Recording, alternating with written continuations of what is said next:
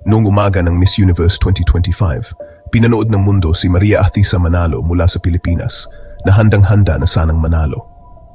Napakaliwanag ng mga ilaw, malakas ang hiyawan ng mga tao at punong-puno ng pag-asa ang paligid. Marami ang naniniwala na si Atisa ang nakatakdang manalo. Pero nang ianunsyo ang nanalo, hindi siya iyon. Nagulat ang lahat sa arena, napalitan ng pagkalito ang kasiyahan.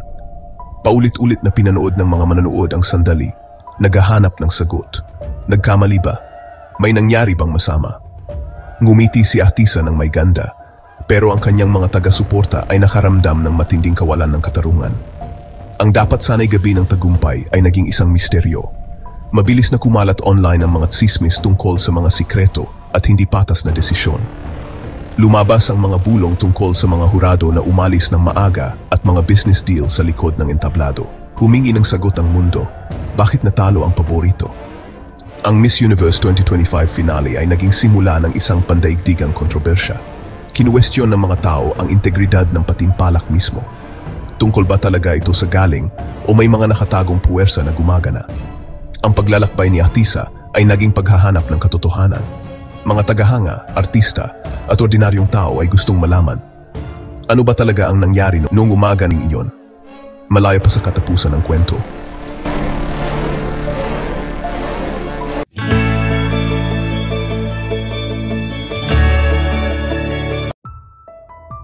Ngayon, pag-uusapan natin ang isang napaka-interesanteng balita na kumalat sa buong Pilipinas.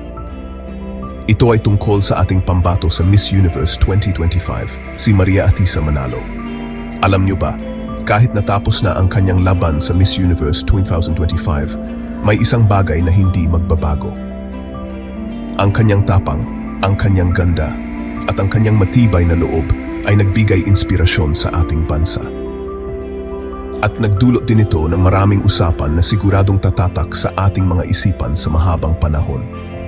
Sa kabila ng mga tanong na hindi pa nasasagot at ng mga pagdududa, si Atisa ay nananatiling simbolo ng pag-asa at katatagan. Kahit na ang mundo ay maalala ang kontrobersya, ang Pilipinas ay laging maalala ang kanilang reyna. Si Maria Atisa Manalo, ipinanganak noong May 27, 1997, ay isang determinado at masipag na dalaga mula sa Candelaria, Quezon. Lumaki siya sa isang simpleng pamilyang Filipino, kasama ang kanyang mga magulang at mga kapatid na nagturo sa kanya ng kahalagahan ng edukasyon, sipag at kababaang loob. Magaling siya sa accountancy at kilala sa kanyang talino at kabaitan. Sa kabila ng mga hamon, nagsikap siya upang makapagtapos ng may karangalan. Sumali si Atisa sa mga beauty pageant na may layunin, gamitin ang kanyang boses para sa mga advokasya tulad ng edukasyon at pagpapalakas ng kabataan. Noong 2018, kinoronahan siyang Binibining Pilipinas International at naging first runner-up sa Miss International 2018 sa Japan. Noong 2025, siya ay muling sumabak at itinanghal bilang Miss Universe Philippines 2025. Naghanda siya hindi lang sa ganda, kundi pati na rin sa kaalaman at puso. Sa bawat laban, pinatunayan niyang mahalaga ang determinasyon at paninindigan. Ang kanyang galing sa negosyo at pagiging mapagpakumbaba ay ginawa siyang huwaran para sa marami. Sa labas ng entablado, aktibo siya sa pagtulong sa komunidad at pagpapalakas ng kabataan. Ang tunay na kabaitan ni Atisa ay nag-ugnay sa kanya sa milyon-milyong tao. Sa bawat tagumpay, hindi niya nakakalimutang magpasalamat at magbigay inspirasyon. Hindi lang siya isang kalahok, siya ay simbolo ng pag-asa at ambisyon. Ang kanyang legacy sa pageantry ay ang pagiging inspirasyon sa mga kabataang nangangarap at ang pagdadala ng dangal sa Pilipinas. Ang kanyang paglalakbay mula Binibining Pilipinas hanggang Miss Universe Philippines ay nagbigay inspirasyon sa mga tagahanga na nakita ang kanilang mga pangarap na nasasalamin sa kanya. Para sa marami, siya ay reyna na, isang tunay na huwaran at alamat sa mundo ng pageantry. Mula sa simula, si Atisa ay namumukod tangi sa Miss Universe 2025. Ang kanyang kumpiyansa, ganda at talino ay nagpaiba sa kanya. Nabighani niya ang mga hurado at manood sa kanyang taos-pusong sagot at walang kamaliang pagganap sa entablado. Naging alamat ang Atisa Walk at tinawag siya ng mga eksperto na siya ang dapat talunin. Umusad siya sa bawat round, mas lalong nagniningning sa bawat pagkakataon. Ang question and answer segment ang kanyang sandali. Nagbigay siya ng napakatalino at maunawaing sagot. Marami ang naniniwala na sa kanya ang corona. Habang nakatayo siya kasama ang mga finalist, si Atisa ay nagpakita ng kalmado at poise. Ginawa niya ang lahat ng tama, pinahanga ang mga tao, ang mga eksperto, at ang kanyang bansa. Ang kanyang paglalakbay ay isang masterclass sa pagpapaganda. Siya ang nagpakita ng lakas ganda ng babaeng Pilipina. Handa na ang entablado para sa isang makasaysayang panalo, ngunit iba ang naging takbo ng tadhana. Sa kabila ng lahat, nag-iwan si Atisa ng marka bilang isang tunay na inspirasyon. Napakakaba ng huling sandali habang inaanunsyo ng host ang mga resulta. Nakatayo si Atisa kasama ang top 5 Thailand, Venezuela, Mexico at Cote d'Ivoire. Tinawag bilang 4th runner-up si Olivia Yase ng Cote d'Ivoire. Nakaramdam ng ginhawa ang kanyang mga taga-suporta, hindi pa natatawag si Atisa. Pagkatapos, tinawag bilang 3rd runner-up, Philippines, si Atisa Manalo. Nagulat at hindi makapaniwala ang lahat sa arena. Nakita ng mga kamera ang kalmadong ngiti ni Atisa, pero milyon-milyon ang nakaramdam ng kirot ng kawalan ng katarungan. Tinawag bilang 2nd runner-up si Stephanie Abasali ng Venezuela. 1st runner-up naman si Pravinar Singh ng Thailand. At ang nagwagi si Fatima Bosch ng Mexico. Pero parang walang buhay ang selebrasyon. Nag-alab ang social media sa galit. Nag-trending sa buong mundo ang Tisa should have won.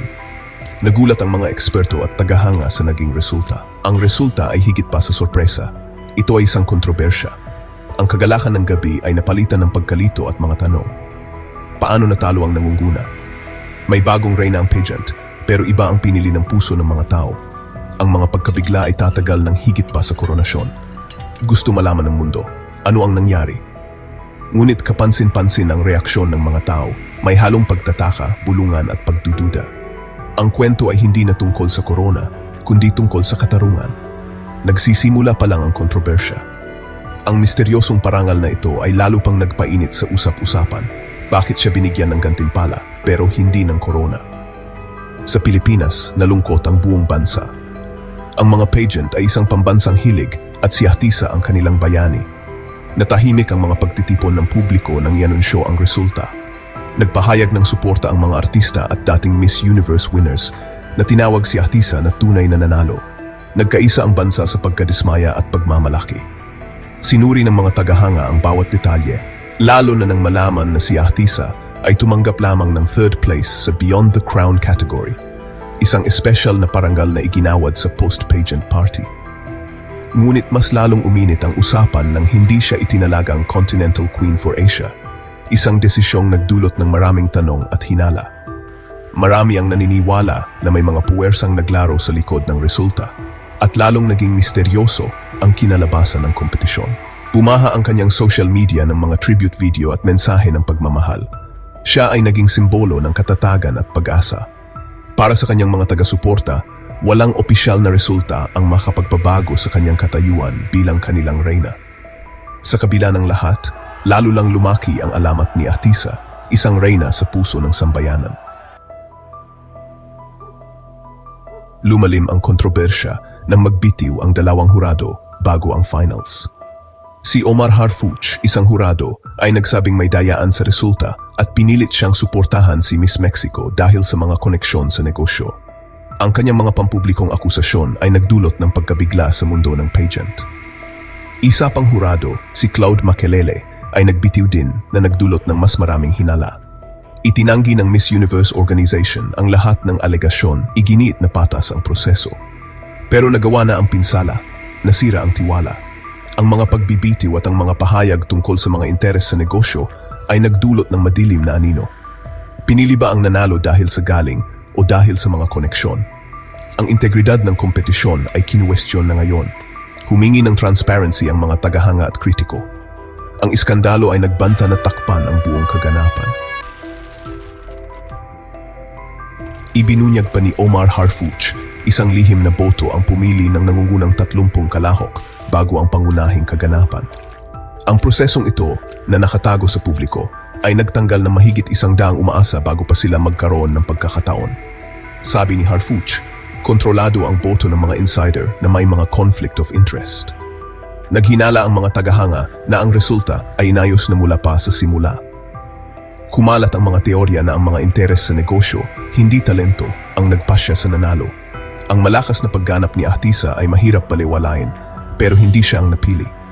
Ang ideya ng isang lihim na boto ay sumira sa tiwala sa pageant.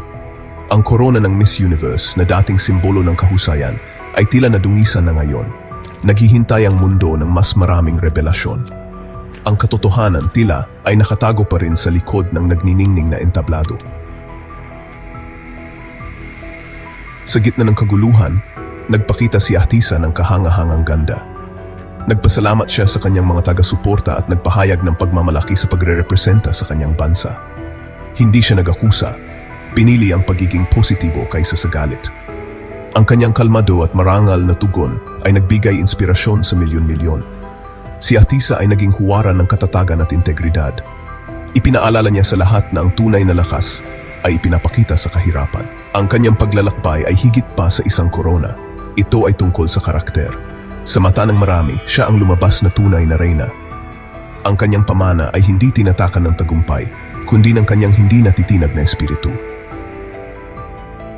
Habang humuhupa ang alikabok, pinagtatalunan pa rin ng mundo kung ano ang tunay na nangyari sa Miss Universe 2025. Ang opisyal na korona ay napunta kay Miss Mexico, pero para sa marami, si Ahtisa pa rin ang tunay na reyna.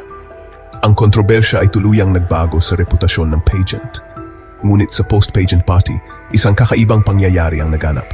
Si Maria Ahtisa Manalo ay tumanggap ng 3rd place sa Beyond the Crown Special Award, isang parangal na ibinigay matapos ang pageant.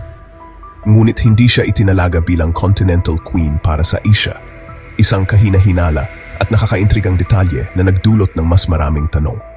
Nangako si Omar Harfouch ng mas maraming revelasyon na pinanatiling buhay ang misteryo. Umusad si Ahtisa, nagbigay inspirasyon sa iba sa kanyang kwento. Maaring hindi malaman ng mundo ang buong katotohanan. Pero sa puso ng milyon-milyon, malinaw kung sino ang tunay na Miss Universe. Maria Ahtisa Manalo, ang kwento ng isang reyna.